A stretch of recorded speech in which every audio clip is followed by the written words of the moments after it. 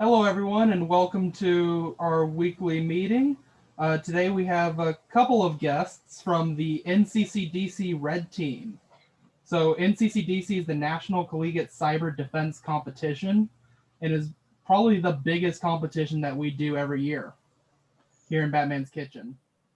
Um, Last 2 years, we've been to nationals, and a little bit before that, we went to nationals for like 6 years in a row, I think. So but 2 years we've been at nationals since we've had, CCDC in our region. We're a very common face at nationals for the Pretty much. cyber defense competition. So before I go into more about what the National Collegiate Cyber Defense Competition is, got just a couple of quick announcements. This weekend we'll be playing Sunshine CTF. Unlike other CTFs that we've been doing these past couple of weeks, this CTF is not team-based, and so you'll make your own account, and the state of each problem will be individual to your own account. But still feel free to hop in the Discord, try to chat around, figure out how to solve all the problems. Next week's workshop meeting will be led by yours truly about binary analysis. That'll be Monday at 6 p.m. We'll send out a link later in the week. Mel, did you have any announcements? Nope. No announcements. Okay. Sorry to put you on the spot, Ava or Jesse. Either one of you want to kick off to talk about CCDC?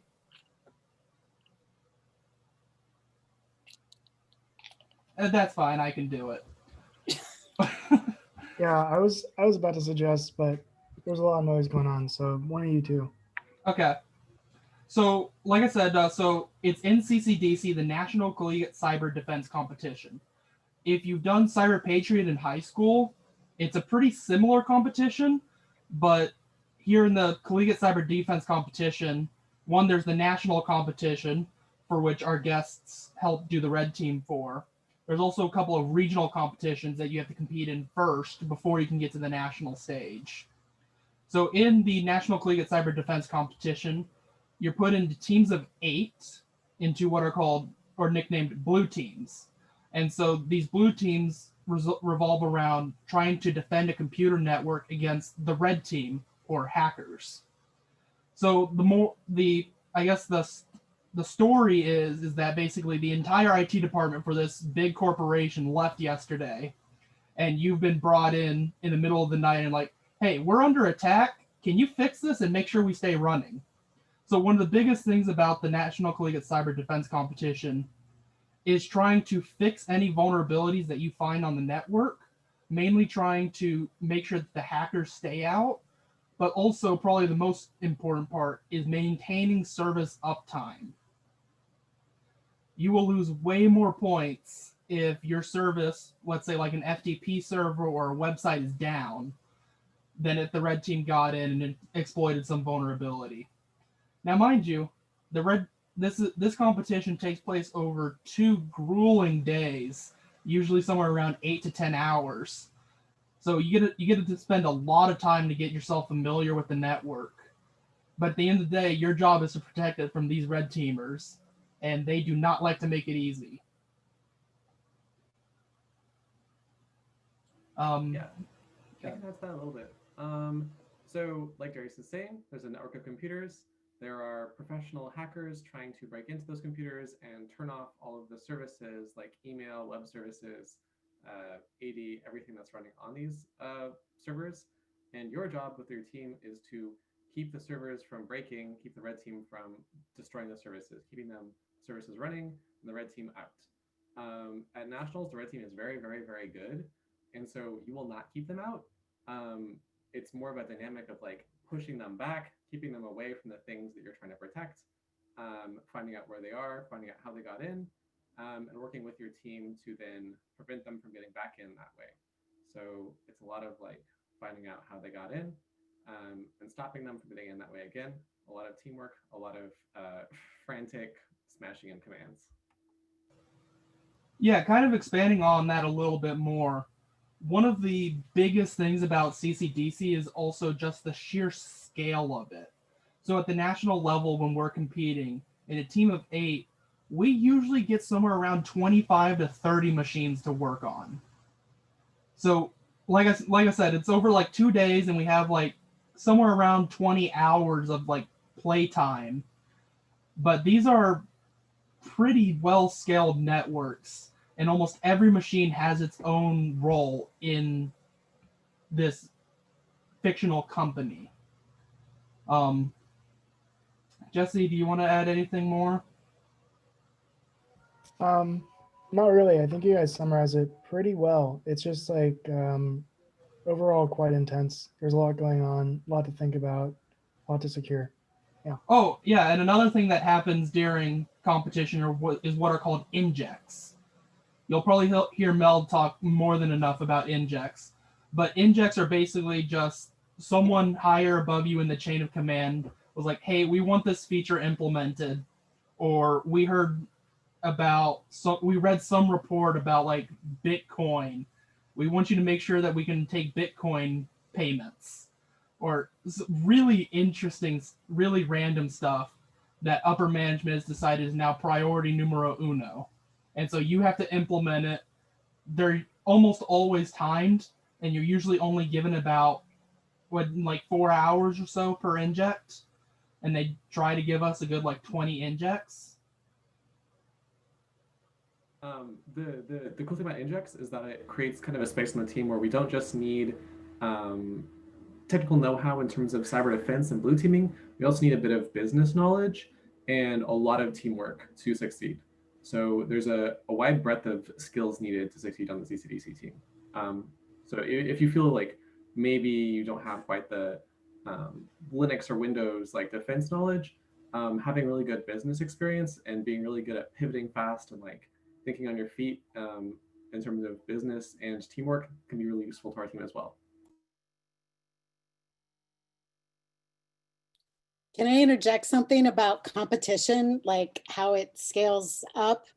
Like, so what generally happens for our region is that in usually mid-February, we'll have the qualifiers, and the qualifiers is very similar to Hivestorm, and it's about like what, 4 hours or 8 hours? I don't remember what it was. Okay, so then the top 10 teams or 12 teams from qualifiers then go on to regionals. And regionals has historically been hosted at, if it's in a physical space, it's at Highline College, you know, down south. And so that competition goes Friday, all day Saturday, and part of Sunday. And then the winner from regionals then goes on to nationals. And there's 10 regions. So at nationals, you have like the top 10 winners, universities in the country that, you know, compete against each other at nationals. The way that I like to describe how qualifiers and regionals and nationals is, as far as like the scaling, is that if you imagine regionals, you're taking a drink of water out of a water fountain, you know, it's a slow trickle, you're getting water, it'll take you a little bit. Okay, that's qualifiers. At regionals, you're pouring water, you know, from a water jug. Okay, nationals, you're getting your drink of water from a friggin' fire hydrant. Okay, so that's what nationals is like, at least like from my point of view. So yeah. Yeah, so one thing I will mention is, unlike our previous meetings, this is going to be a lot more about of a Q&A between all of us. So does anyone have any sort of questions? I know we've kind of only lightly glossed over what CCDC is, so I'm wondering if maybe we can help you fill out some gaps. Feel free to type a question in the chat or unmute, whichever works for you. I'll add I was just going to add to Mel's point that like not only does the environment get harder at nationals, but every team you're going up against is better, and then even the red team is like, you know, 10x harder. So it just like it scales all the way up, and at nationals it's literally the best 10 schools out of 100 schools across the country. So, you know, even if you make it to nationals, you're already a winner in my book. Like it's a very high level of competition. Dan, I wonder if it makes sense, since I think a lot of the folks on the call know each other and only a few of them know us. You want to introduce yourself and then I'll... Yeah, just about to introduce you guys. So a couple of the folks here, like Dan and Lucas, were part of our red team at NCCDC here in the past year. So if you guys want to go ahead and do a quick introduction. Yeah, my name's Dan Borges. Traditionally, I used to play in the Western Ccdc environment, and I've actually played in the Pacific region once or twice, but it was many years ago. And nowadays, I help run the virtual Ccdc environment. So if you find yourself in the virtual environment competing, that'll be my red team you're going against. And then Lucas and Alex, who's not here, and then Joe and I are all on the national red team, which I was saying is like that upper echelon of all the red teams. And my name's Lucas Morris. So my involvement, I actually live in Dallas, so tend to be involved in the Southwest region. Although I've actually done Northeast in the past as well, just because I know some folks up there. And have been doing the national red team a little bit less time than Alex, who can't be here tonight, and Dan. But my day job, actually, I am a senior manager and director of security and pen testing for a consulting firm, for Crow. So also do a lot of this stuff day to day as well, which I think is a good point for what you find on the red teams. Certainly at the regions, you find a lot of professional pen testers, but at nationals, it's pretty much entirely people where this is what we do every day. And I think that is part of what really escalates the challenge and the amount of love that we can bring, is just that experience. Yeah, my name's Joe Dimasi. I'm a principal consultant at Bishop Fox, so similar background to Lucas. My day-to-day is largely application security, red teaming, and cryptography-based assessments. So. And I feel like both Joe and Lucas left out the fact that they're both very heavy tool developers. So like Joe writes the Sliver C2 framework, and then Lucas has tons of like one-off applications. Like he wrote a cracking framework named Cracklord, or helped with a team. So like both of these people, not only are they good operationally, but then they also develop a lot of tools that we use in the competition.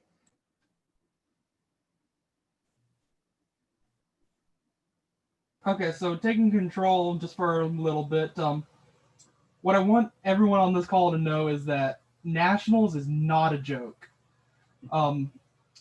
This last year, the red team got off to a bit of a rocky start, but they still had plain text passwords for all of our computers within 2 minutes. Usually, in any given year, they get it in 60 seconds. But this last year, everything was virtual, and so it took them about 2 minutes. But so what I really want to stress is the 8 of us that are on the team are working as fast as we can to try to secure all these computers, but the red team just works even faster and really kicks us when we're down, is what I feel like sometimes, especially on day 2. That's not nice. And I can speak to that a little bit. Like, we're going into an environment that we know is purposely vulnerable. So, the year prior, we examined like all of the top vulnerabilities. Like last year, it was Eternal Blue, and I think several like Privesc bugs. So we have a bunch of these vulnerabilities already scripted out, and we have scripts that'll chain scanning just for that port, just for that vulnerability into the exploitation. And then, we instantly dump creds and we start cracking creds, and we have everything streamlined to go. Whereas the blue teams, even though we have the same start time, they have to get in there and understand what is this machine, what are the services running on it. So they're naturally like a few minutes behind. But we can even talk about that later. Like the fact that this is a competition, we know there's going to be vulnerabilities when we enter that door. And like, you guys know we're going to be there more or less. So you can look for those things. And compared to at least what at work we see on the incident response side, which is not as much my area of expertise, but I mean, attackers in the real world have some different they have a slightly different environment than we do at CCDC. As Dan mentioned, we know it's vulnerable. We know you're there. You know we're there. And so we don't have to try and be quiet.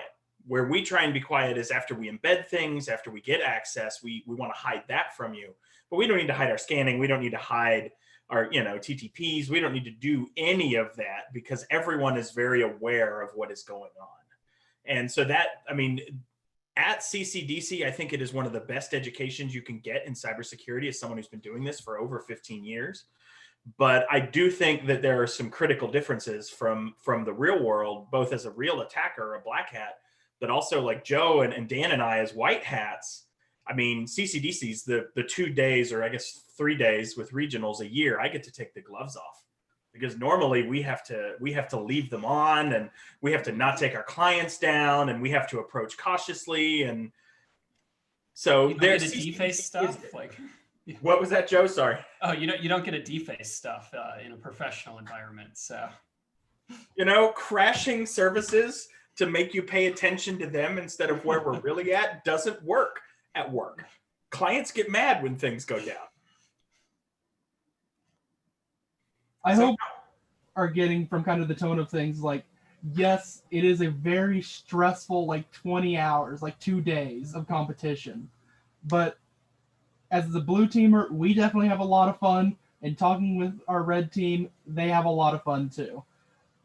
Like Lucas was saying, it's definitely, I feel like, one of the best ways to really learn cybersecurity. We had a question in the chat posted a little bit ago. So when you are competing, and it goes like this. So when you're competing in NCCDC, would you say it is more important to have more red team or blue team skills/experience? I'm going to start answering the question. Anyone else, feel free to hop in. I definitely think a handful of both is very, very good and will really set you up. Because as a blue teamer, you might know how to secure stuff, but as a red teamer, you would know what the low-hanging fruit is to go after first. And so as part of the entire competition, our goal as blue teamers is to kind of reduce the attack surface so that red teamers can't just get in all the time and they actually have to work for it. As red teamers, you know where to go first. And so they both play kind of hand in hand.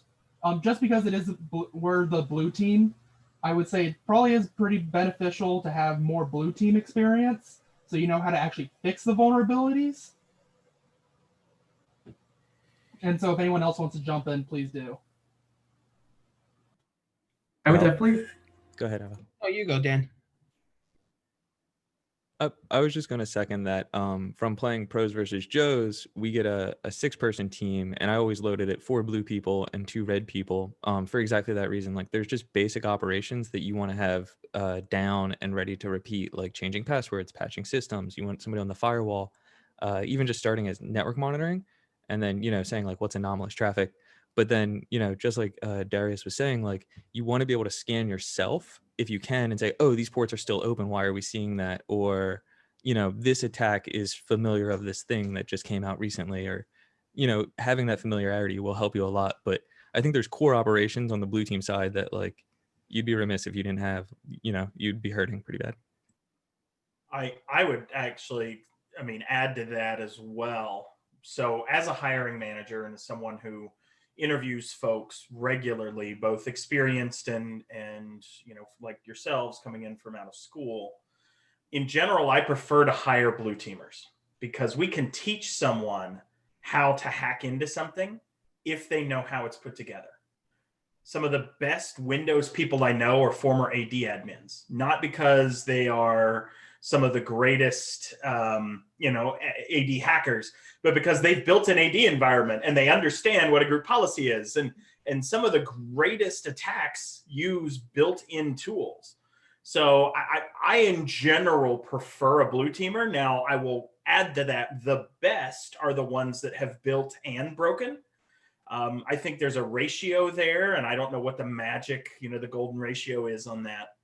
But I do think that building is important. And one of the things I will actually do with a lot of our new hires is I will hand them, we have these virtual machines, we have a Kali VM and a Windows VM that are built with tools and everything you could need. And that's what we perpetuate our attacks from at work. But a lot of times I will actually hand our new hires a blank Windows VM because mostly they've grown up in a Unix environment. And I'd say 99.9% of the 1,000 clients or so we do pen tests against each year run Windows and AD, right? There's some startups and other places that don't, but almost everyone has an AD environment. So I hand them a Windows virtual machine and say, hack it. You can install Nmap and that's it. And they of course freak out and panic and they're like, well, I can't do this. And I'm like, I'll do the same thing and I'll take the exact same VM and a couple hours later we're in. And so I think there's a couple of lessons in that. And for every single one of them, right? It's you're not your tools, you're your brain. That's what we are. We are hackers. We're not script kiddies. But the second is you have to learn to live off the land. And so on the red team, that's huge, right? As Dan mentioned, we've got a lot of tooling to automatically give ourselves the first layer of access. But once you're there, you've got either whatever's in your Trojan, which that's a setup for you, Joe, and whatever else you can get up there without getting caught. So learning the tools, and whether you're a Unix person or a Windows person, if you want to be a hacker, you need to be both. At work, we have people that have expertise in one or the other, but everyone has a baseline in both, I think is probably the most important piece. So I'm going to stop before I start rambling, but I'd like to kind of build on that a little bit. And here's sort of my hot take. I actually don't see these as different skill groups. I see one skill group, which is basically computer expertise. And like Lucas was saying, being able to build things and understand things, I think is paramount. I'm really reminded of like the Richard Feynman quote, which is like, what I cannot create, I do not understand. And that's how I really see a lot of tech in general, not just security. And again, like Lucas was saying, you often don't get to choose the technologies you're working with. I personally despise Windows. I think it's an awful operating system. I never use it personally, but I know quite a lot about Windows. I know more about Windows than most other operating systems, actually. So, and similarly, I despise JavaScript as a programming language, but it's one of my strongest programming languages because it's incredibly important to know how to use it well. So don't necessarily allow your personal misgivings about technologies to color their utility. You should be utilitarian about these skill sets. And sort of getting back to the question, what's more important, red or blue? Like I said, I don't really see most skill sets falling distinctly into either group. It's a yin and a yang type of relationship. You need both to be successful. I think that's well said. So we had another question in the chat here. It says, so since you are in an environment that you are sure is breached, could you discuss how you prioritize the time tasks of your players? So it's definitely something that we have to keep in mind the entire time that we're competing. But at the same time, especially at the start, there's not too much we can do about it. As Dan, Lucas, and Joe already said, they have a bunch of scripted stuff that just automatically finds basically every vulnerability that they could, all the low-hanging fruit to get access. And so we know that they have access, but we have to start going one by one on each of the machines and trying to secure it as much as we can in pretty rapid fashion, and then start double checking all of our services. So like I said earlier, one of the biggest parts of CCDC is this idea of we have to have all of these services up and running. Now, when I say services, I'm not talking like 3 or 4. I'm talking we usually have about a dozen services that have to stay up.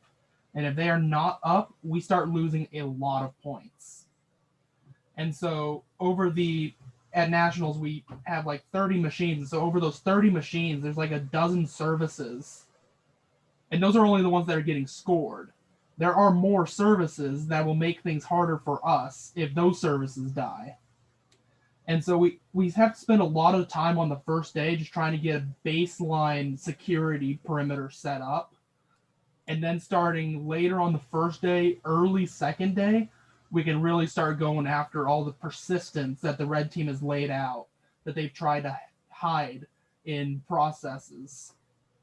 But it's not really until kind of the end of that first day or mid to end of that first day that we can really start going after what they've been doing. We just have to make sure that we don't get the ground pulled out from beneath us. I think that I would note that we do prioritize a lot, especially more in the second day. So the first day there was like a lot of baseline, just understand the network and like put down a baseline of security measures.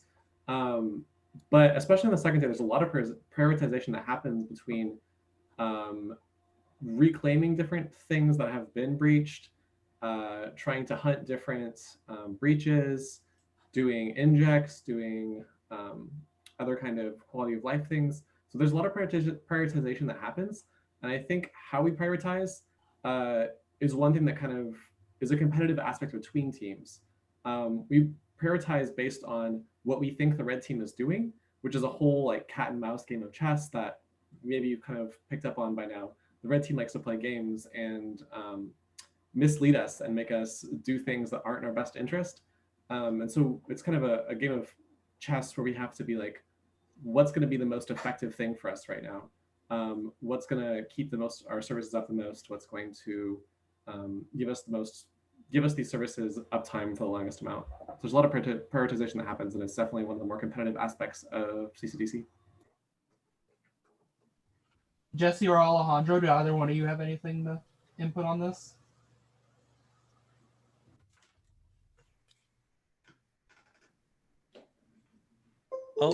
I'll add, I like to, have a strike list. I think you guys already covered a lot of it, right? Which is like, get in there and patch systems first, get that baseline down, change your initial passwords, and then start to look at your services and lock them down just to the services that are needed. And then another thing I like to do is like prioritize servers, like Active Directory, DNS. Those are the first things. I think, Darius, you said earlier, there's so many machines that you're like overwhelmed, right? So start to carve out a secure operating space. Like, this machine's locked down. We're pretty sure it's not compromised from network traffic. And then move to the next one and then make sure that one's locked down. And you may have some problems like, like a VoIP service or something is compromised. And you're like, well, that's not super critical. We can triage that one last or move to that last because it's going to take a while to dig us out. So I like to have like a strike list of what are critical things that we have to get patched before we move on because it can cascade problems.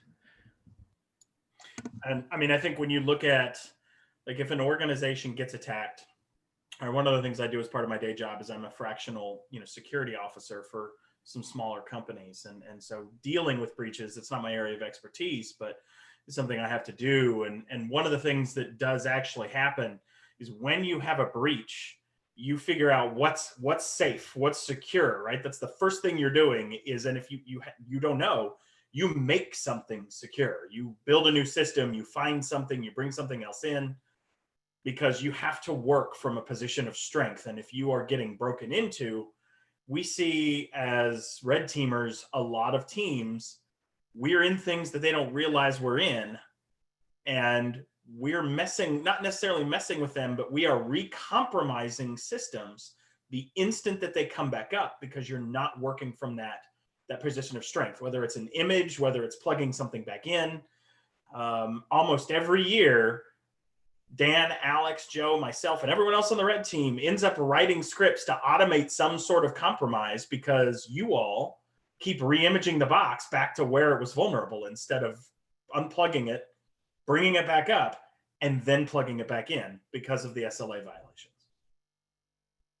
And just to add to that, there's been a few years where we've compromised like a workstation or like some kind of Windows VDI environment, and the teams are using that to access like ESXi or something that they administer a ton of machines from.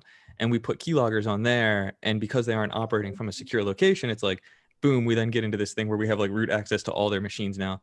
So you definitely want to carve out a space, where you're pretty sure it's secure, and then slowly move from one system to the other. Because once you've generally locked these machines down, if we don't have persistence in them and you've changed all the passwords and patched all the vulnerabilities, you kind of have the advantage, and we're probably not going to get back into that machine. So another question that was put in chat directed at the red team here is, at CCDC, how often are you surprised by a team's defensive security /strategy /tools? So how often do we surprise you guys? Every year, Yeah, all the time. all the time. Yeah, I was incredibly impressed by some of the strategies we saw last year. That was my first team on the national, or that was my first year on the national red team, but I was incredibly impressed by some of the strategies. Could you maybe give some examples of the kind of strategies that surprised you guys? What was the Windows kernel thing? The blue keep or something? Yeah, and Blue keeps the Peacemaker. vulnerability. Or yeah, I don't know. That was really impressive. Yeah, I would. That Blue I think Spawn. this past year, Blue Spawn was Or Blue Spawn, yeah. the thing that I think impressed us the most. The nice thing was it was publicly available. So I think Dave mentioned in his end of day talk that we found vulnerabilities in it. Still impressive work, though. It was Yeah. very impressive. I run that on my home PC now. Yeah. I mean, I think and that's one thing. So I've been doing this. This was my 4th year, just this past year. And I have been impressed. Every year it has gotten far more difficult. And I get an insane amount of imposter syndrome every time I show up because of how much harder we have to work as a red team. And I hear from some of the folks that have been doing it for 10 plus years, 8, 9 years. Alex has been doing it for what, 9? That it's been that way every year. And we do something better. And then the next year, the blue team brings an automated tool to figure that out. So we have to figure out a new way to do it. And I mean, frankly, it feels like, as people build defense in depth ahead of time for the competition, we now have to build offense in depth because we don't know what's going to have been scripted away or removed or what's not going to work. And we just can't start throwing kitchen sinks at people and hoping something sticks. We have to be a little more targeted in what we're doing. So for everyone who doesn't know, Blue Spawn is this extensive toolkit built by the UVA team, so University of Virginia, who are now, 3-time repeating national champions that completely changed the game, basically, at least for their team. We didn't find out about it until after the competition when we saw Dave's presentation about Blue Spawn, and we're like, what is this? Sure enough, it was on GitHub, but they did some crazy stuff in there, and it really gave Red Team some problems. Yeah, and I remember the team that was winning a bunch before UVA was UCF, Central Florida, I think it was, and they also had some crazy innovation. I remember the one year they had Snort, and they had some kind of auto banning rule with IP tables and Snort. So the second it would fire an alert on a Nmap scan, it would ban those IP addresses. And I remember that threw us for a loop because we're we have to change IPs with every single thing we do. And this is where it's kind of the cat and mouse game. I remember Virus, who was on our team, thought, he's like, well, why don't I do a decoy scan with UDP and I'll spoof their internal source addresses so it looks like it's coming from their addresses. And he scans with that, and then their IP tables thing bans all their internal addresses, so their whole environment goes down for 10 minutes until they realize what was going on. But it's that innovation where we weren't expecting that, and it kind of killed all of our scanning tools that just changes the game every year. Yeah, and then the next year we had a tool that automated some of that scanning and used a different IP address every time, and allowed us to route scans and tools and techniques around a large cluster to become less of an issue. It's also good real world experience because I've used a nearly identical bug in an EDR solution to get it to ban its own EDR reporting server. So it's good practical knowledge as well. That's awesome. So there's no more outstanding questions in the chat. So I actually have a question for the red team here. So I've already said here at the start, one of the first things that we have to do is kind of make sure you guys don't pull out the ground from underneath us. On our team, one of the places that we've struggled with the most is definitely web. And I'm sure that's probably pretty accurate for most teams, just because at Ccdc, they love to make sure that we have a very large web presence.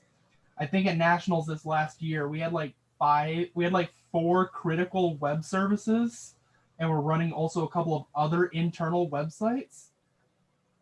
I was just looking at the reports for our team on where you guys pwned us during the competition, and half of them were from websites we didn't even know existed. So how would you guys recommend we go about trying to find this kind of stuff more easily?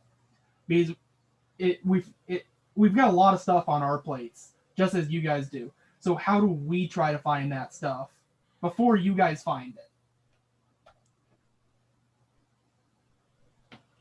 Well, you probably won't be able to find it before us because we're probably going to find it pretty quickly. But I think a lot of them were application layer vulnerabilities, which did take a while. So we found the apps, but didn't necessarily find vulnerabilities in them for a while.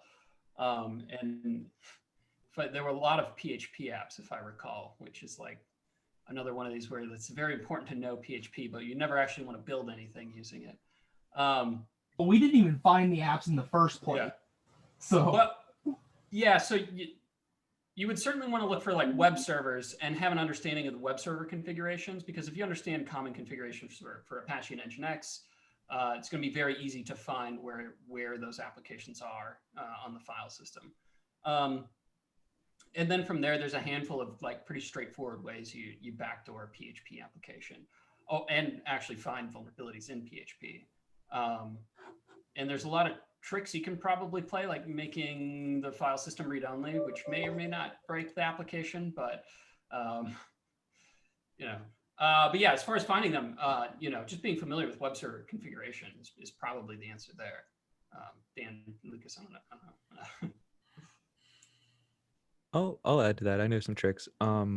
Yeah, I would say like your strike order is probably good. That's about the same as ours, right? Like web apps are usually last because there's so much rich functionality there. You really have to explore it. But like Joe was saying, we'll probably get there first because this year we had a web team that was just looking at web apps, and when they found a vulnerability in the web app, they would tell all of our red team individual teams so we could go and exploit it. So that was really good and an improvement on our part. But this is where if you have somebody that has like red skills on your team, you could scan yourself and see if there's any web services listening. And then like Joe was saying, like there's a few tricks. You can make stuff immutable. I would always search for web shells. Like maybe you have Yara rules or something where you can quickly scan, but base64 or really the same thing that I'm looking for when I'm assessing vulnerabilities, anywhere where a file's shelling out or doing command line execution or anything, like I definitely want to investigate that. And then a few more tricks. This is a trick from Alex's playbook when he was a competitor. He used to just wholesale lift and replace the web stack. So like if it's, Apache, he'll put in Nginx, right? And he'll just change it for his team. And then as the red team, like that's going to throw us off massively. I don't know if you can always do that, but I always thought that was really interesting. Because, you can still run whatever language with a different service. And that way, if it's old or outdated, you have just a whole different stack going. And you can still run the same website on it. I think I have I don't know if it's a dumb question or not, because I'm just coming from a naive web developer perspective. I'm very new to the cybersecurity side of things, but it's very exciting. Like everything that I've heard right now just sort of scream, especially when it comes to web apps, I'm just hearing use Kubernetes 100%, because every time you fail something, it ensures graceful failover. However, if you still have an outdated image, right, do you just continually pwn it? And just play whack-a-mole and would we lose points in that sort of regard? Or I don't know exactly how it works, because again, I'm new here. So Kubernetes is interesting. Like containers are very powerful security when implemented correctly, but that's not often the case on Kubernetes because you generally have a lot of people using default configurations, as well as they install things like Helm. And actually the default configuration of Helm allows any container within a pod or within the cluster to actually take complete control of the entire cluster. So the Kubernetes may not be the magic bullet you're looking for, but certainly, when applied correctly, containers can be incredibly powerful security. I think the problem you'll run into in a competition like this is porting an existing application or service to run inside of a container may be non-trivial in the time frame in which you need to do it. So Yeah. Additionally, we are not allowed to containerize applications. Oh, there you go. Yeah, there right. it is. I was all like, if you containerize things, then you just it's a lot easier, right? But there you go. No, it's a good idea too. Like you want to like root jail stuff. Like definitely make it so that we can't escape out of the application. Like it's a really good thought. And like another thing is like sometimes the teams have ESXi and they'll have a web server in ESXi, and we get into this kind of race condition where they're just resetting the image, restoring the image over and over again, and we're just exploiting it over and over again. And we're both trying to get lucky when that service check hits. And on our end, at least, we will automate that. Like if we're doing something for an hour where it's the same process over and over again, if it's a web app, we'll write like a Selenium driver or something. We will automate the hell out of that so that we don't have to play that game, because there's only 3 of us or 4 of us and we have to keep moving. So you want to be careful, like where you're not just like, if you can automate it and game the game, I think that's a good solution, but you want to make sure you're not having somebody there just constantly redeploying stuff. And I mean, Dave talks about this in his Red Team talk every year, but we get into that whack-a-mole of re-image and come back. And the problem is that, I mean, 2 things. One, that really doesn't stop us because, as Dan said, we script it and we move on. And odds are our script is probably going to catch it because we can run things fairly often. But in the real world too, that's just not something you can do. And I think it's important to triage the system, figure out how the compromise happened, and remove it. Now, hopefully in the real world, you go through the whole system, figure out all the vulnerabilities. But, Dan and Joe have to be, I can't see you right now, but have to be giggling a little bit because companies don't do that. They just don't have the time, right? And so it becomes a little bit of this whack-a-mole year over year, which is frustrating, but also kind of sadly the world we're in where it's a struggle to kind of get sometimes not necessarily budget, but time. And just like at CCDC, the environment's so large for the team that you have that it becomes a challenge to find all the issues. So I think figure out what happened and close it up, because that is a short-term loss, long-term gain. But the second thing is also think about defense in depth and what are some of the other things that you can do to catch things before they happen, because that's what a lot of at least my clients do. Is they know that they're bringing in systems that have potential vulnerabilities and they try to remove as many as they can find. But there's a time and materials trade-off on this. And so instead, then they bring in defense in depth to catch the things that they miss. Yeah, and I will add too, like we talked about earlier, where you can game the game. I like doing that with the web applications. Like if there's like a file upload functionality that we're using to get web shells up or whatever, and we keep, restoring it or exploiting it, if you can still get the service checks for that web application, just delete that functionality, right? Like you don't need a fully working web app. You just need to pass your service check somehow. Or just make the file system unwritable. That's another one. And we're not uploading any files then. So there is a question too about swapping out an entire stack. You can't do that anymore, and they actually added that rule because of Alex's team. They would go in and replace everything with BSD at the time, and they called it like broken hands defense, where if the red team shelled it, like they didn't even know what to do. So yeah, they've added those rules where the defensive teams have just gamed the game so hard. Good. No, I mean, just to add to that, one of the other things I've seen. And the rule exists for this as well, is to replace the entire scrape and spider the entire website and replace it all with static HTML. Can't do that anymore either. Yeah, it really throws Red Team for a loop when they were expecting to log into a Windows system and they get some BSD variant. Yes. The very first year I did this, at the Western region, one of the teams replaced their AD domain controller with a Samba domain controller. It didn't work out for them for a whole lot of reasons, but boy, it was weird coming in and seeing NT4 PDC. So the best resources to learn red/blue teaming online. Do you guys have any recommendations as far as resources go? for learning this kind of stuff?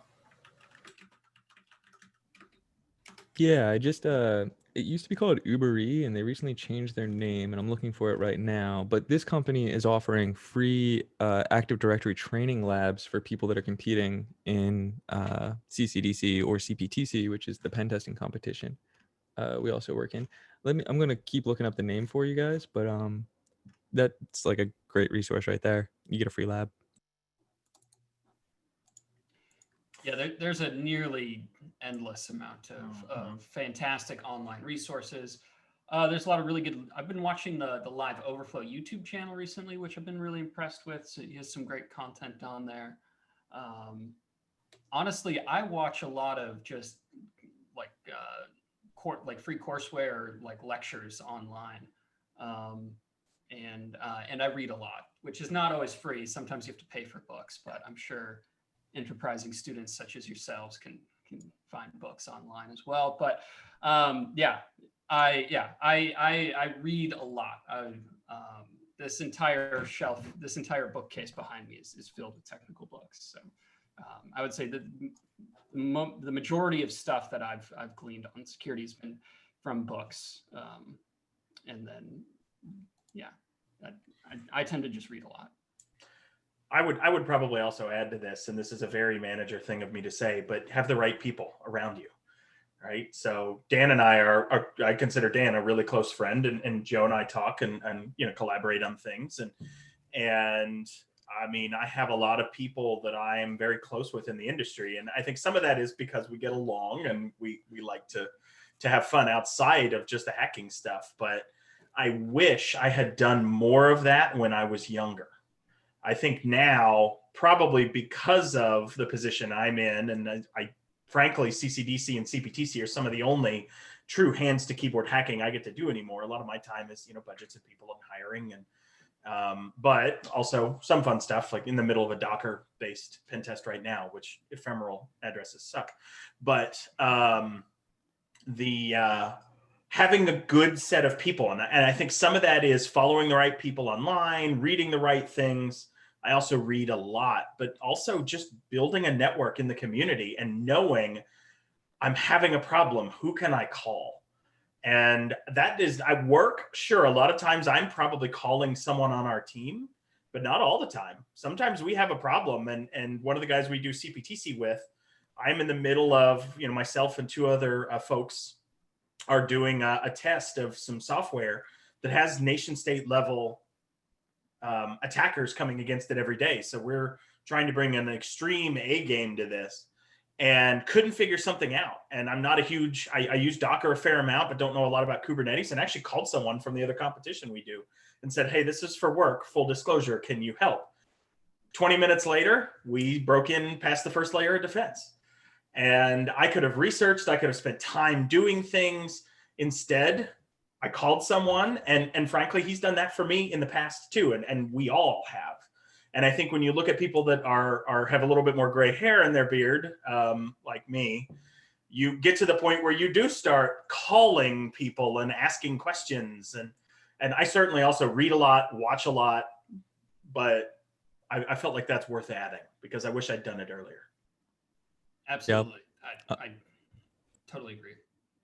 I'm just going to echo what both of them said. Like Lucas was saying, definitely stay close with everybody in your club. These are passionate people that you're building trust with. So like you can use them throughout your career. Like every single person here is probably very smart and would be a great resource like later in your career. And then same with the reading. Like if you want just a free blue teaming book, it's called Huntpedia, threathunting.net. I'll just drop the link. But it's a pretty good blue teaming book. Lots of different concepts and ideas if you just want to get started somewhere. And it's free. Yeah. If I could pitch in really quick, I think those are all really good suggestions. And I've always really enjoyed learning by doing. So like if you're interested in like, running a web server, figuring out how to secure it, just like do it. Just like run a VM and then just try to attack it. Like that's it. And just kind of go from there with like the resources too. That's how I learn, at least. Yeah, Joe mentioned that a while back too, but taking what Lucas kind of said literally, sometimes just building a network really helps you understand how those gears are moving. And it's the only way you're really going to learn, like, how do I actually defend this? Or, like, how do I stop Apache from being able to upload files? Or how do I use VSFTPD and make it to where everything comes in under some sort of anonymous user instead of being owned by root? Yeah. Like, a lot of that stuff you're only ever going to figure out by actually doing it. Because that Stack Overflow question that says how to do it, that might be 4 years outdated.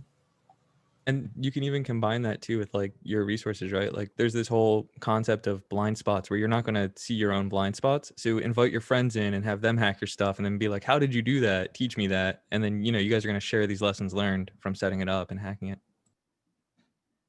That's how I learned what cross-site scripting was, because I made a software piece and I had my friends test it and hack it, and they like really messed it up with cross-site scripting, so I had to fix it.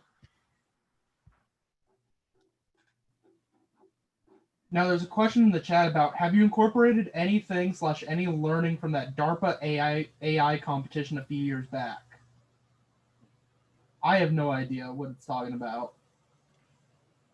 Some sort of I grand think I'm challenge. familiar with this particular challenge, which was like an automated exploitation and patching competition by DARPA. As far as I'm aware, a lot of the work was like very academic and not necessarily applicable to scenarios outside of the competition. But a lot of the concepts and stuff are sort of working their way into you know, other areas. Yeah, I think that was part of the DEF CON CTF, the DARPA Grand Cyber Challenge. And yeah, like Joe was saying, it was kind of academic in the sense that they had, I think, their own assembly stack, like they had their own CPU stack or custom instruction set. So hard to like lift and place that in a CCDC environment. But you know, a lot of those technologies are out there nowadays. Like you have like Microsoft ATA, where it uses machine learning to detect threats, right? So I definitely think, you know, you have to start to understand how these automated technologies work in like terms of automated exploitation or detection. And then from my perspective, you know, there's usually like cheap tricks to disable them, or you just want to avoid them, those kinds of things. Yeah, I think one of the big things that came out of that was the Manticore symbolic execution engine by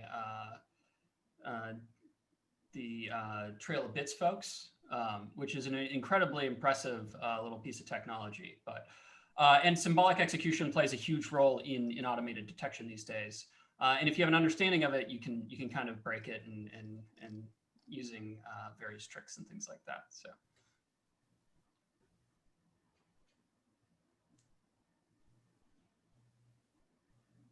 Yeah, I think all of those advanced technologies that if you're going to like just try and drop them in place to defend a network, the more complex they are, the more kind of places where they can do very simple things wrong. And you see it a lot with big EDRs, even with like Microsoft stacks, where just simple tricks still work on it all the time. You know, either the way it fundamentally executes, or it's just kind of a low-hanging fruit that they haven't patched for whatever reason.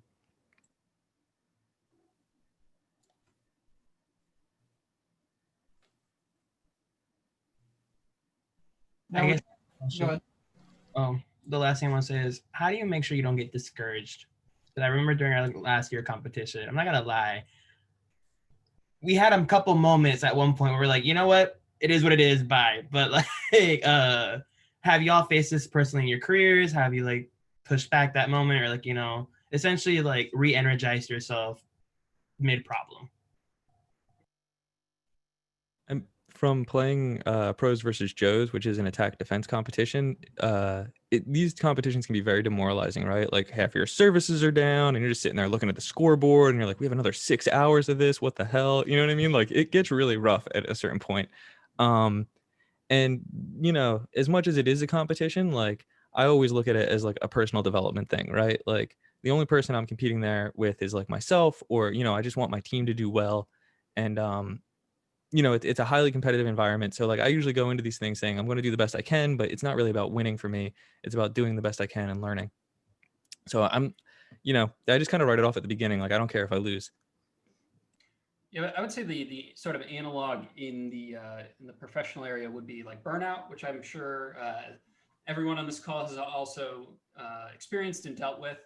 I probably have an unhealthy obsession with this sort of stuff, and I still experience burnout. And I think,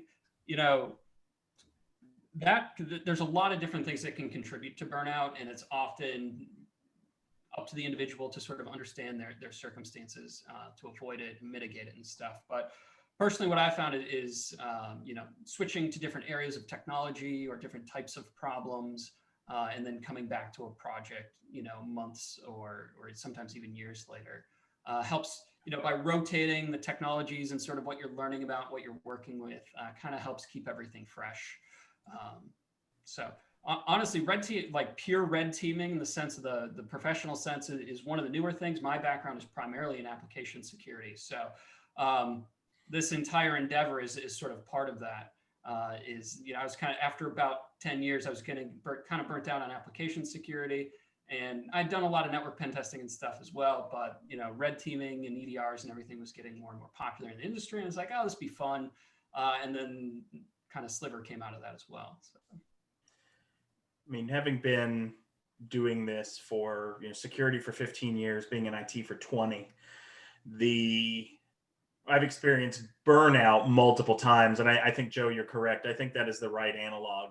And having done some of the competitions on the other side of the fence, it can be demoralizing. I think it's learning, it's pulling information from people, trying new things that you're not going to get to try anywhere else.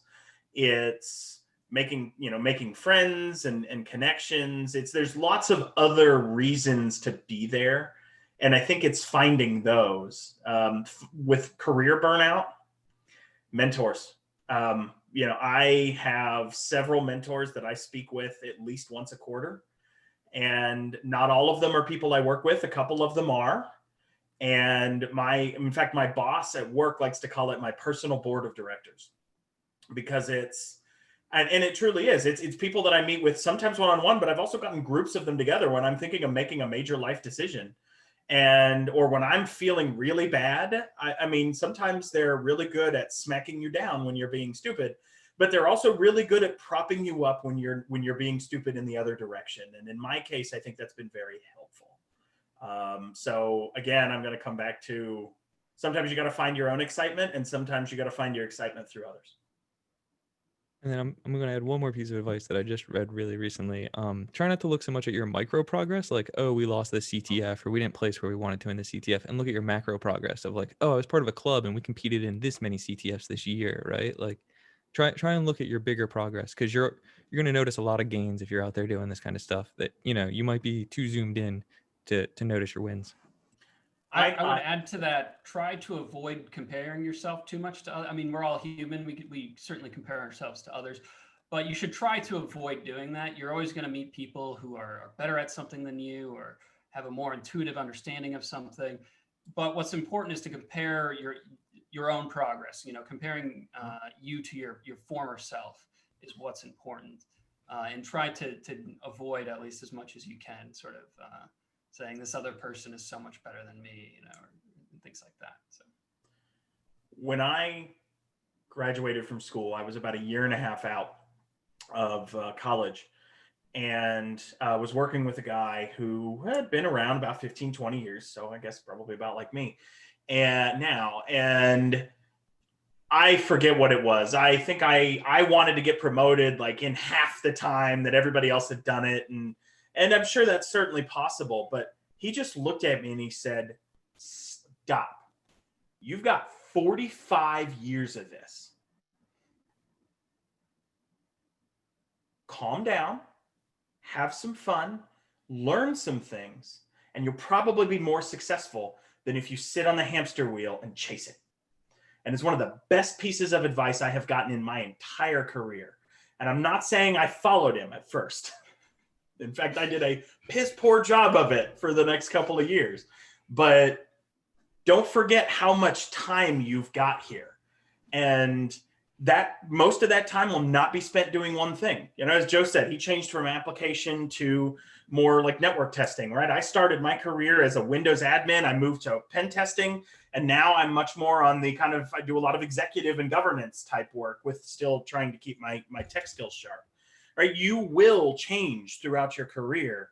And I think that's the exciting part is the change. And is honing yourself and getting better at things. So that I think is how I keep myself from burning out.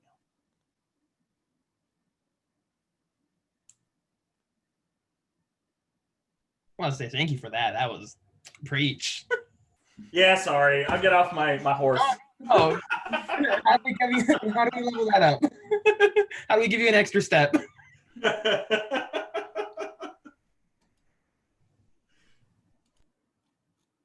So since we don't seem to have any questions right this second, I'm going to ask another one.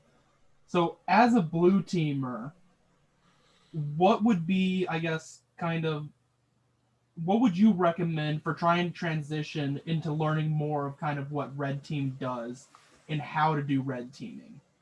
So I've already got a bit of this background knowledge from a blue team perspective. Now, how do I learn to actually break everything? I think first you kind of have to ask, like, what are you interested in breaking? There's two primary sort of disciplines, which is going to be, network security and in-application security. They're very much related, but they are sort of independent skill sets. And knowledge of one will enhance your abilities in the other. They require very different sort of base skills, though, to approach. So if you're interested in application security, it's a lot of programming, it's a lot of code, that sort of stuff. On the networking side, it's a lot of understanding tools and how they work and how to leverage them properly. And as well as how sort of like networking and detection technologies operate so you can avoid them, basically. So.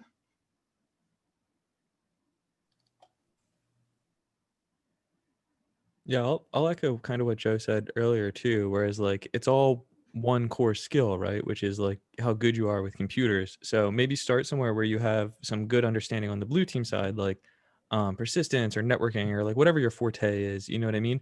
And then start to explore attacks in that space and really start to understand what do the attacks look like and how can I execute these attacks, and are there specific tools that do these attacks, and do they do something unique that normal traffic doesn't look like, for example. So like explore your strengths and kind of move around your strengths.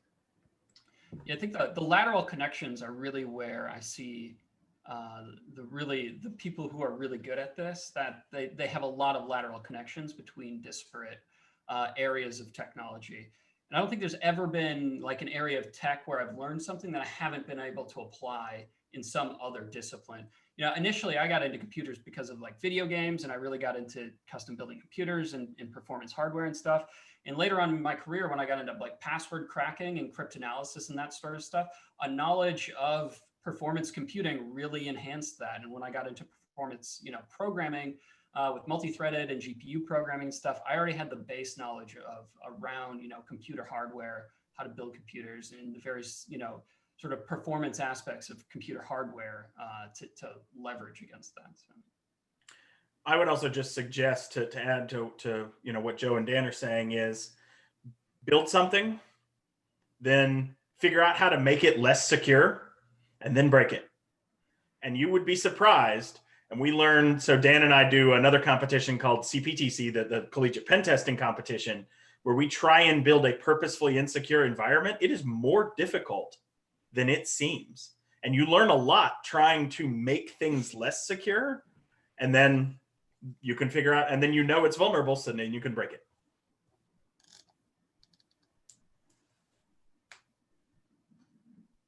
I want to start talking about our environment this year, but I can't. Spill, come on. You can't just drop a bomb like that. What are we working with? We can stop the recording temporarily if you want to talk about it. Can't do that. How many craft beers from Seattle do we get to send over? Loose lips sink ships. Can't do it. We'll attempt some social engineering exercise. No social engineering. It's not in scope. It's actually Ender's Game. They're just VPNing you into a client's network and letting you loose. What do you mean it was real? Yeah. Oh. They're Well, just do trying we- to get free pen testing. Do we have any other questions, especially from those of you who are just learning what CCDC is?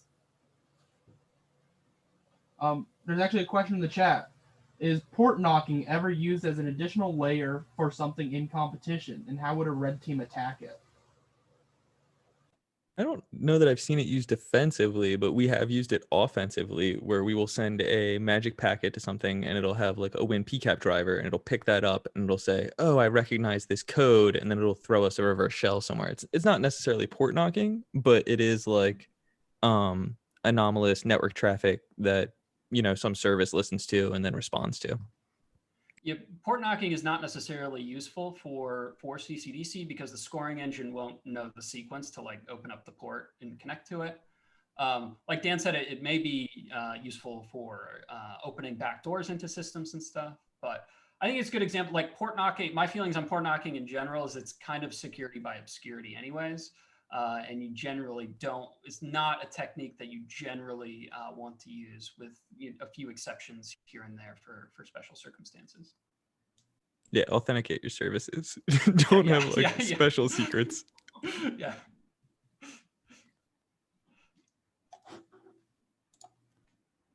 I have nothing to add, so. But I guess I will say, like, in the security competitions, like, you know, obscurity can get you somewhere, right? Like you can maybe hide your defensive tools or do something to mess with our tools. And you know, that can throw us for a loop or give you an advantage in a certain situation. But yeah, like Joe was saying, like if you're building a robust application, you don't want it to work on things like that. You want to basically try and boil down security principles as much as you can, where it's like testable and repeatable. Yeah, so certainly obscurity works on a time frame, right? And in CCDC, generally speaking, it's a very short time frame.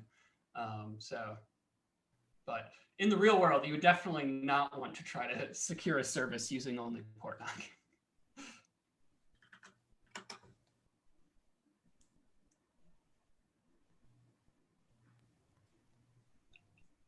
I'm gonna just throw this one out there. Where do you feel like the UW team failed last year the most? If you or any like big call out moments, I'm gonna just spill the tea. Just go for it. Like, was it like? I'll let y'all fill in the blanks so I don't bias anything.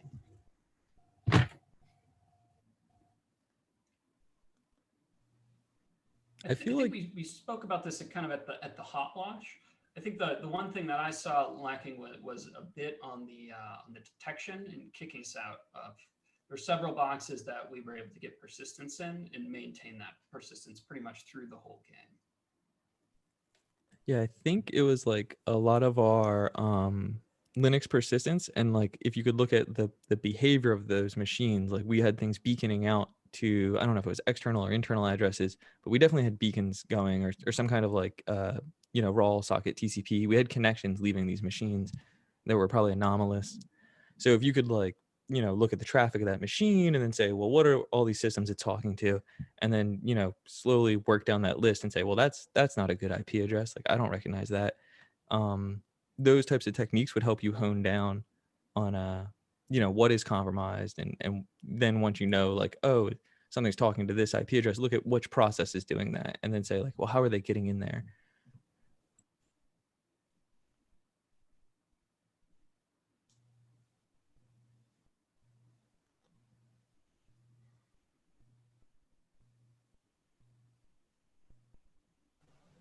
Any other questions, anyone? Oh, here's one in the chat. Have you ever tunneled payloads over DNS? Yeah, Sliver actually supports DNS-C2, and it uses an implementation that I wrote from scratch because I wanted to I had a conceptual understanding of C2, but I was like, I should really probably understand this a little bit better. And so like we've been saying, I wrote an implementation from scratch to figure it out. So. Yeah, and I know Raphael Mudge, the creator of Cobalt Strike, he, like, just as an example, he's a big lover of that DNS C2, and he'll always use it. He calls it as like his fallback C2. Like, it'll beacon, once every half hour or something. It's his long haul. So I think we do use a lot of different protocols, like, but usually we use them strategically. Like DNS, we're not going to have that as our main operating beacon, so you probably won't see like a ton of traffic over DNS, just because it'll be slow for us too. So I think the different protocols, like, we will try and blend in on them, but each one kind of has its own strengths and weaknesses when you're looking at it from a protocol perspective. Yeah. If you're unfamiliar with the technique that's generally used for DNSC2, it's you basically are encoding data into subdomains. There's generally a limit of 255 characters in a domain in the DNS protocol. You have to use at least like base 32 encoding, because the DNS protocol doesn't guarantee the case. So you have to use a case insensitive encoding. I've actually been working on an update to Sliver that tries to fingerprint a resolver to figure out if it can use case or case sensitive encodings, but the protocol doesn't guarantee it. So you have to use base 32 encoding. So you end up being able to encode something like 100 bytes maybe per request, probably less. You have to include sequence numbers, which you lose data on. And so for every DNS packet you're sending, you're getting just a handful of bytes out.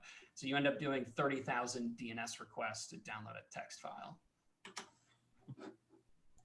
So it's not, but there's no direct connections. So, it won't show up in certain types of network traffic analysis.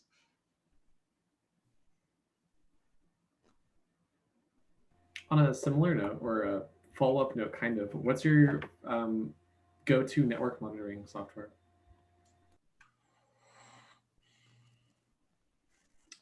Personally, I like to use Little Snitch on my Mac. Yeah, I love Little Snitch, and I use one on my home PC called Glasswire, which is very similar, and it's just for like bubbling up which applications are talking over the network, what hosts are they talking to. That's for like quick home triage. In like large corporate environments, I like Snort, I think, is nice, but I would say probably Suricata or Zeek over that. Just I like Suricata because it's protocol indifferent, right? Like you can write a rule and then it'll kind of match the protocols for that. So if it's running over a different port, you'll get those matches. And then Zeek is really nice. It used to be called Bro, and the whole idea there is you get like kind of application logs you could write your own alerts on.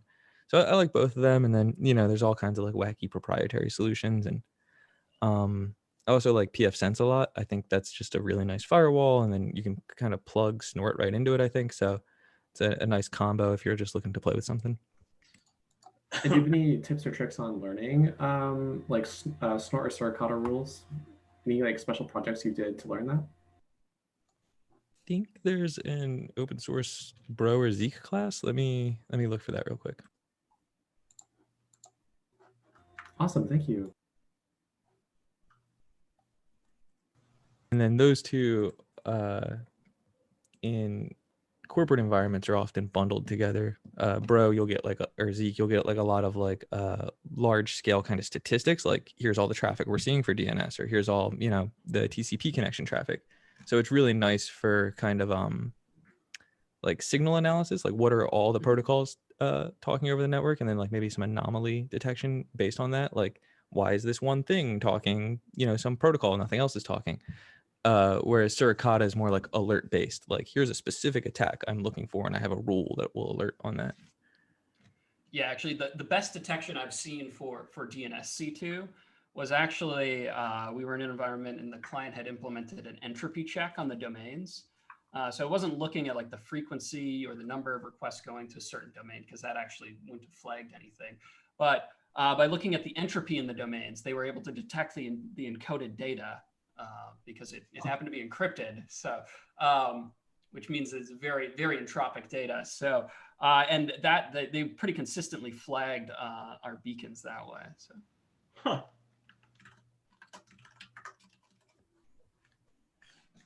And then I wrote an English encoder to reduce the entropy in all my domains. But anyways. So you could probably just download the tools, and then I forgot about this, but there's a site called malwaretrafficanalysis.net where they just give you PCAPs of like malicious traffic, and then you could run that through any of these tools and go through those exercises, like, oh, we want to detect this piece of malware, or we want to detect this red team tool, and just like pull samples off there and then work with that.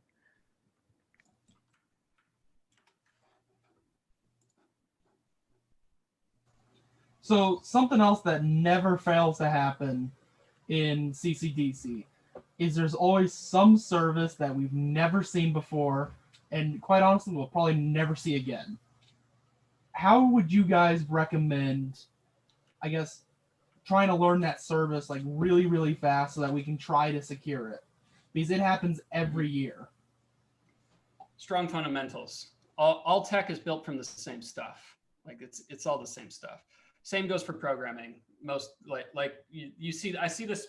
My experience or my answer on this is mostly based on my experience with application security, where you're always dealing with application frameworks and stuff that you've never heard of, you're never going to see again.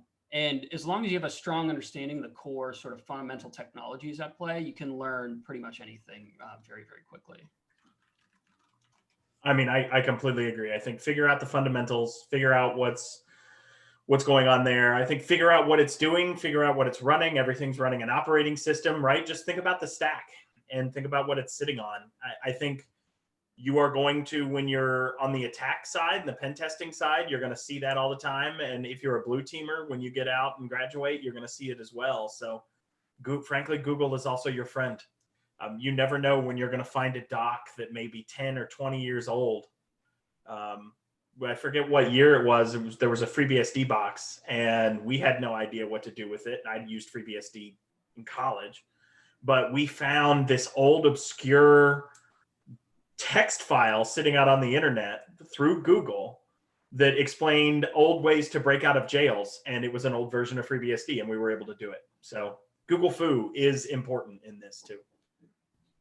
I'll just add, in the context of CCDC, if it's not a scored service and you don't need it, just turn it off. You know what I mean? Like, they'll throw a lot of weird stuff at you, and if you don't need it, just turn it off or delete it or get rid of it. Make backups first, because you might need it later, but turn it off.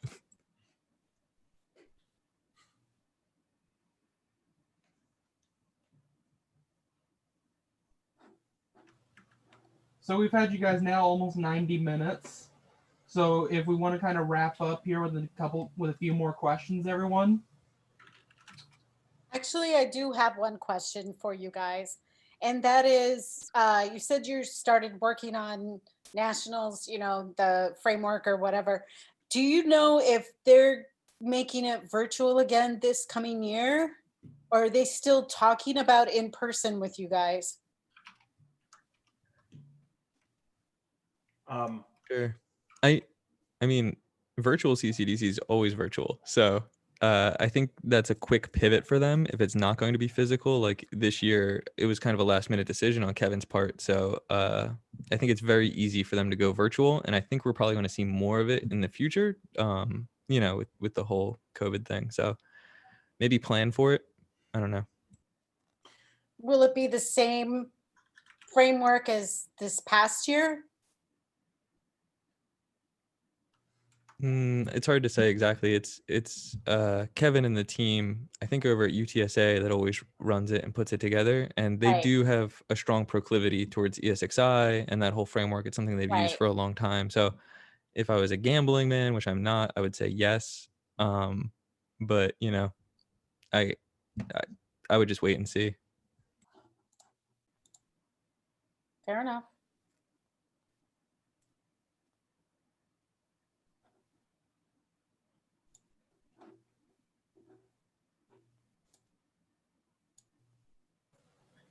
Any other last minute questions?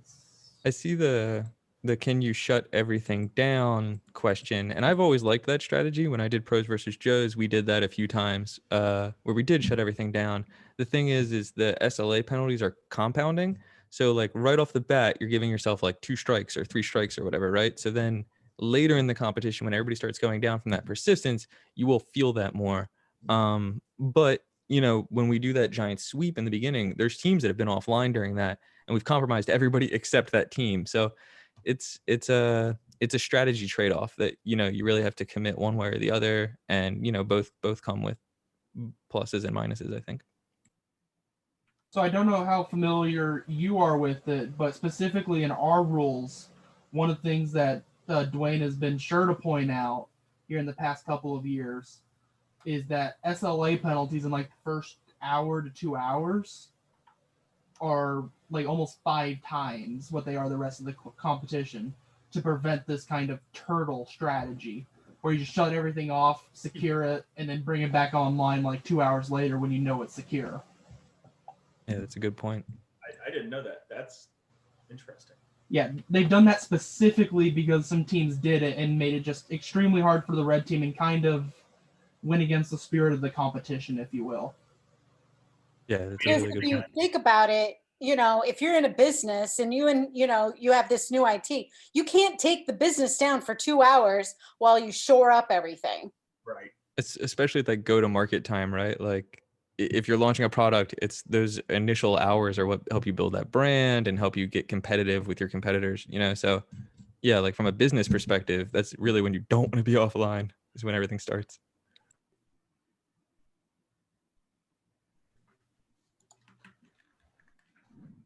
Yeah, there's a good Darknet Diaries episode on Not Petya, and they spend quite a bit of time talking about like uptime trade-offs and things like that. So I'd recommend that podcast.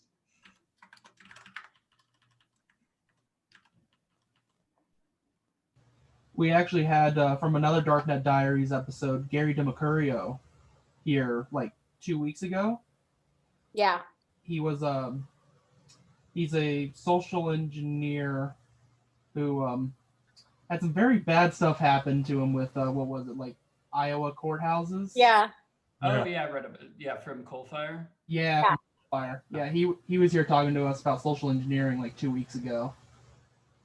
Yeah, that's why I don't do physicals anymore, or physical pen tests. After that, I was like, Yeah. That's why I always carry information around scope. Yeah, I was gonna say Lucas will echo this from CPTC. Like making sure you understand your contract and your scope is critically important, right? You don't want to assume that they wanted you to do some kind of test. Like always just be extra clear and ask, especially when you're talking about hacking or like, violating basically people's sovereignty, right? Like you don't want to break into something that somebody doesn't want you to break into. And then another note just to help you in careers, like always approach it from the aspect of you are helping the customer, right? Like you don't want to hack their stuff and make them look bad. You want to be there to help. You want to be the security expert with solutions at the end of the day, not the guy that's breaking people down. It's very hard. We have to work with folks at the beginning because at the end of a pen test or the end of an engagement, we're in the meeting where we're closing out. And a lot of times there may be some executives there. Certainly a lot of the people that are building these systems where the network may be their baby are there. And you have to have the right tone. I mean, you don't want it to be like a funeral, but at the same point, if you're there with a big smile on your face explaining everything that went wrong, it's also the wrong approach. And so I agree with Dan, like be their partner, work with them. And I mean, frankly, when we do any physical testing, social engineering or otherwise, it is the level of approvals that we get is intense. Because we have in the past been in a strip mall and wandered into the wrong office, or been in a building and wandered into the wrong place, and you learn to ask questions the hard way. Yeah, it's important to be very empirical and communicate, like professionally, at least if you want to get into consulting and pen testing and stuff. Communication skills, actually non-technical skills, are very important because you are going to be brought into companies to make people look bad. That is you will at some point get hired by one part of a company to make another team or another part of the organization look bad, and they will try to use your report to get other people fired or reduce budgets and things like that. And so it's very important that you try to stay empirical and on the point, and don't stray into the political thicket on consulting engagements. So. Same with incident response or forensic analysis. You want to stick to the facts. This is what you saw in the incident. You don't want to make these assumptions of like, oh, that was the attacker that did this thing. You know what I mean? You just want to lay out the evidence and kind of talk about exactly what you're seeing, because you don't want to, add your bias or your influence to these reports as they go up the chain. At least try your best to. There will be enough bias added. by everyone else that reads it and reviews it. Okay, I think we have time for about one last question.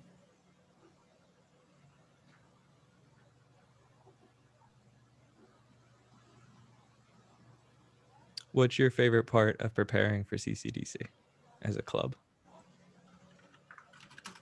A good question. Oh boy. I can answer that first. It's when I hold auditions because no, because what I do is I take a past inject and I have people not only write, what their solution is, but they have to present their solution.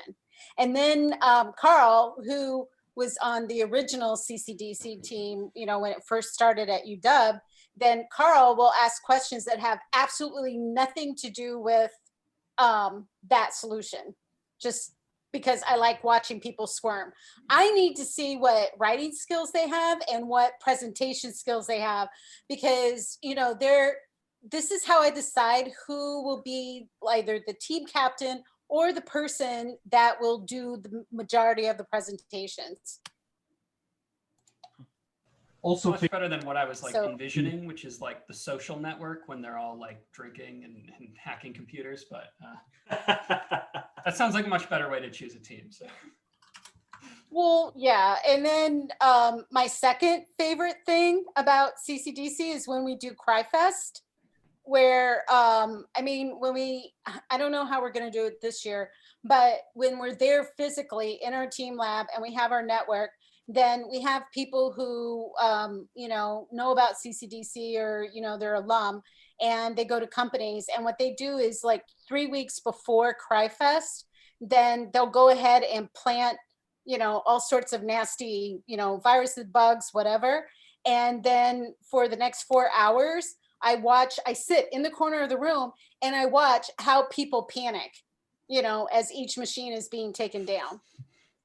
So that's also fun. And I also record their panic responses. And then I have a whole list of them. And then after it's over, I send it out to everybody. And I'm like, hey, remember this, and it has all their different quotes. So yeah, that's my two favorite things. That's my favorite part too, is the kind of the panic moment, right? Like when all the plans no longer work and you're like, what do we do? And it's seeing how people react under stress and pressure. That's kind of my favorite part of it, because it will happen in the real world. So it's nice to experience that once or twice before it's suddenly a work environment. When we do CPTC, we say fairly often that every year we have teams that commit some sort of major scope violation or major breach. And frankly, a lot of them are things that would be a felony in the real world. And I think that every year it's awesome to learn that in a place where all that you're losing is a little bit of glory. Because we've had teams do things where professionally I wouldn't have a choice. I'd have to fire the folks very quickly for it. And so I think learning under pressure, learning what you can and can't do, learning when the consequences are low is really, really cool. And seeing people learn that and then come back later and you see them later in their career where they're performing really well and they're talking about CCDC or CPTC is really satisfying.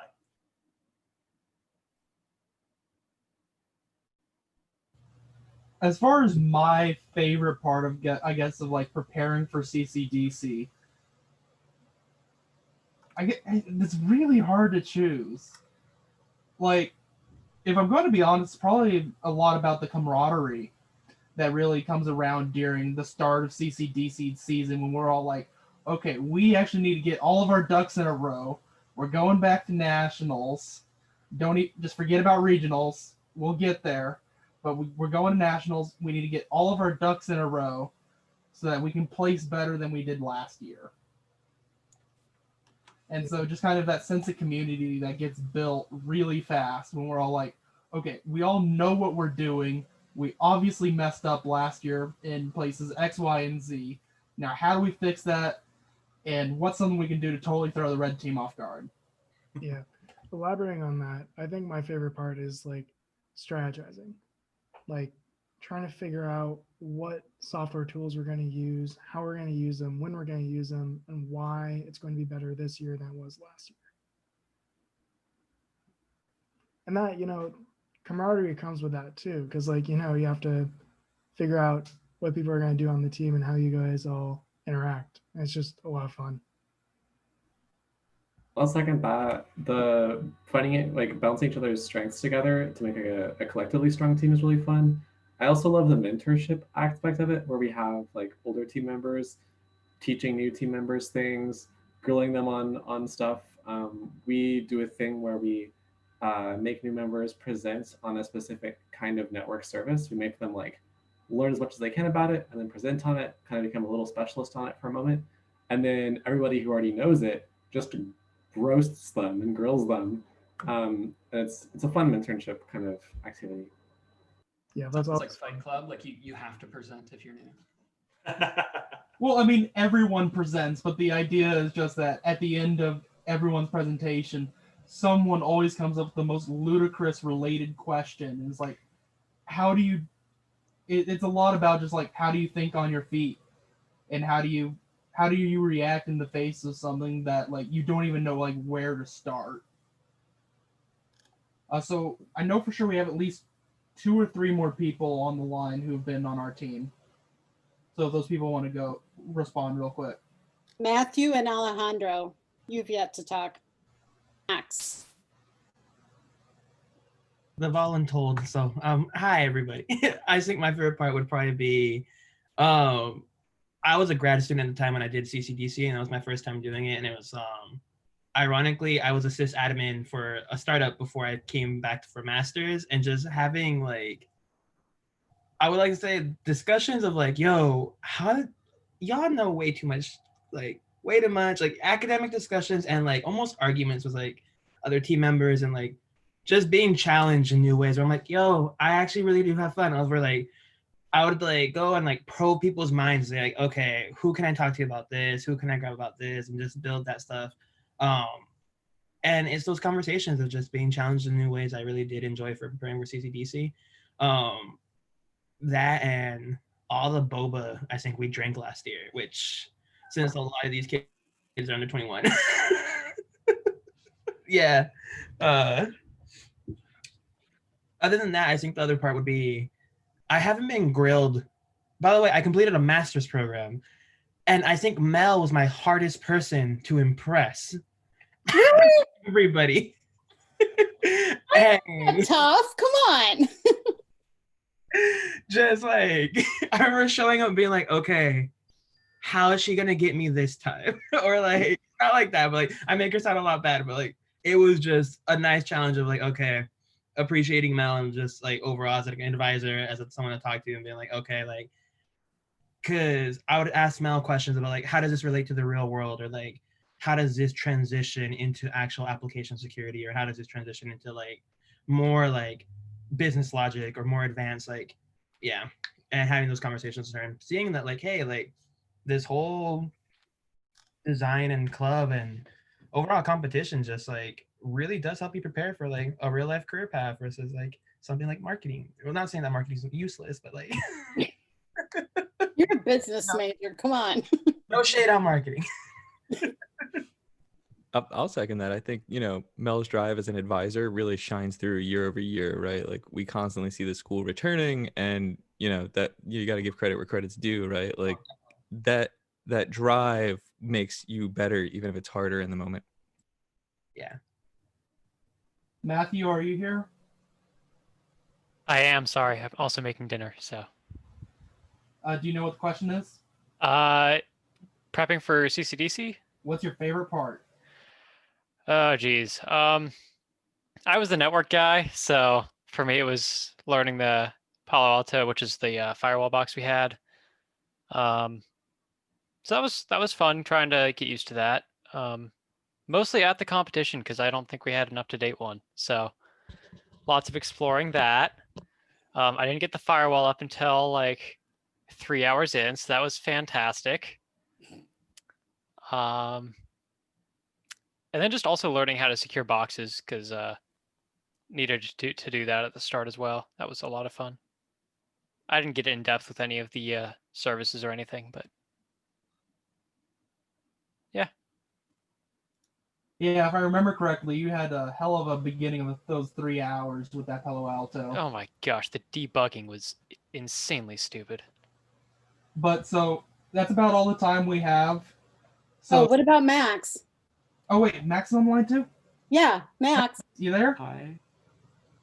You want to talk about your favorite part about prepping for CCDC? I mean, I like learning, right? I'm at school to learn new things. I'm planning on applying to grad school to learn. And it gives me an excuse to learn more things, right? That's what's drawing me into the field of security, is that it requires that you have a relatively deep understanding of all the things you're working on. Because if you go in with the knowledge of kind of someone who just wants to make something work but not concerned about doing it correctly, then you're going to end up with a bad result. And so doing things correctly really means that you have a good understanding, and that to me is really empowering. I definitely had to second that, Max. Learning is what really drew me into this field as well. So I think that's about all the time we have for tonight. So I'd like to thank everyone for showing up, especially our red team. Y'all kept us on our toes. And it was a lot of fun. It was for us too. Yeah, thank you. This was awesome. Yeah. Thank you so much.